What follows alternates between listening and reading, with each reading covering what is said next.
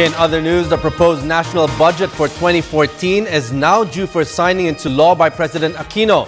This followed its ratification by the House of Representatives. The Senate ratified the and reconciled budget bill last week.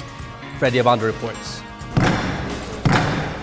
The proposed 2014 national budget of 2.268 trillion pesos ratified by the House and the Senate is due to be signed by the President before the year ends.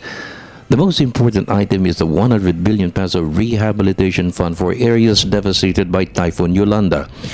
It also has provisions to fund other areas hit by other natural and man-made calamities, to include the Bohol earthquake and the Zamboanga City siege. In the sense that, of course, lahat ng mga budget palagi naman kailangan bigyan.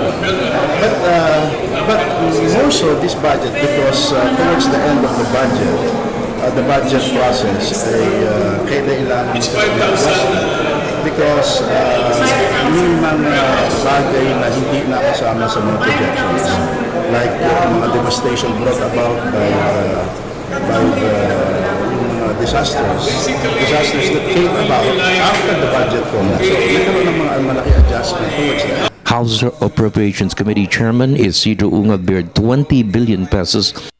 Rehab fund will be sourced from realigned items in the personnel and miscellaneous allocations of next year's budget. 80 billion of unprogrammed funds will be generated from revenues and borrowings from local and foreign sources. On top of the 100 billion pesos is the 14.6 billion pesos approved to augment the calamity fund, and an additional 12 billion pesos to come from savings from the 2013 national budget. Ungab made it clear rehabilitation of Yolanda-ravaged areas will take 3 years. There are still funds left for the miscellaneous personnel benefit fund. So, still meron funds pa rin. Actually, the 100 billion, only 20 billion was taken out of that of those funds. And the 80 billion is from the unprogrammed funds. It may come from new revenue sources, just in case the revenues would exceed its targets, or from new borrowings. So, pwede yan siya i-fund through borrowings. The rehabilitation and reconstruction of Yolanda-devastated areas will be headed by Secretary Panfilo Lacson as rehabilitation star.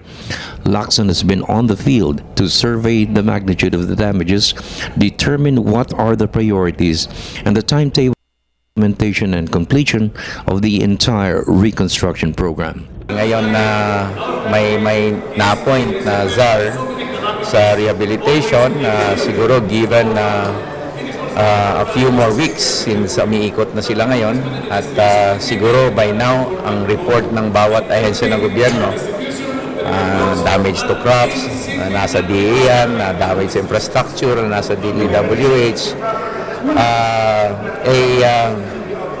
somewhat makatulong makita kung magkano talaga malamang aabutin sa rehabilitation phase ng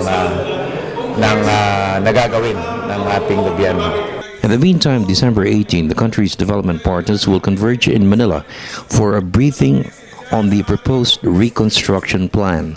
The World Bank and the Asian Development Bank has taken the lead in pledging almost $2 billion. The plan will cover major infrastructures, housing, public buildings, social interventions to include jobs and livelihood opportunities to restart the loss of economic opportunities due to Yolanda's force and fury.